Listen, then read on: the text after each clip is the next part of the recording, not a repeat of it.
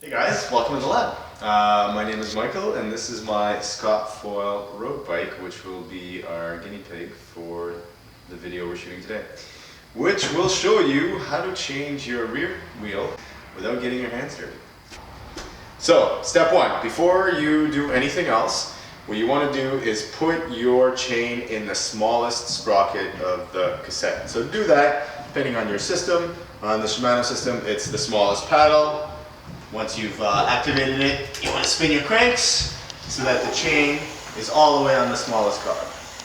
Now once there, we need access to the rear wheel. Now a couple ways you can do that. My personal favorite, especially with a road bike, is simply to flip it over, which is what we're going to do today.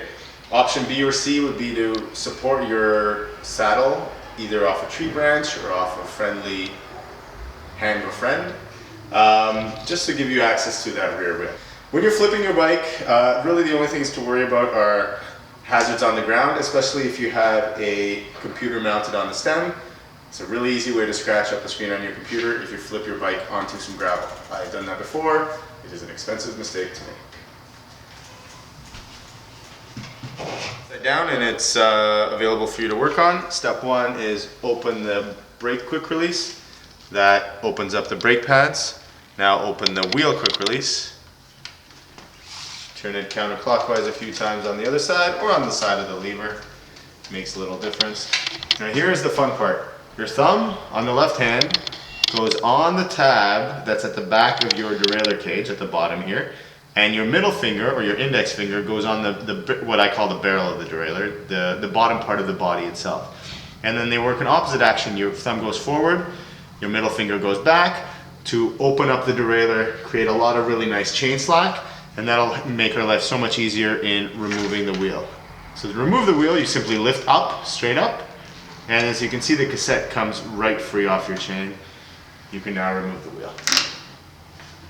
Putting it back on, you simply reverse the process. The wheel in your right hand with your left thumb on the tab at the back of the derailleur cage, middle finger on the bottom, on the barrel of the derailleur. The wheel simply slides in. So first you want to put it in between your brake pads. And then now, let's take that back. Using the quick release skewer, you can separate the chains if you need to.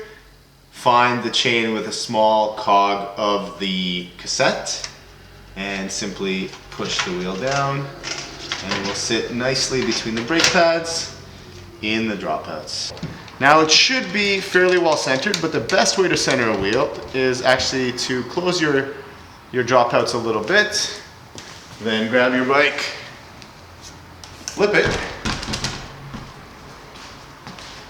loosen that derailleur, loosen that quick release, and the weight of the bike will actually typically center the wheel in place. At this point you can tighten the quick release as you would normally.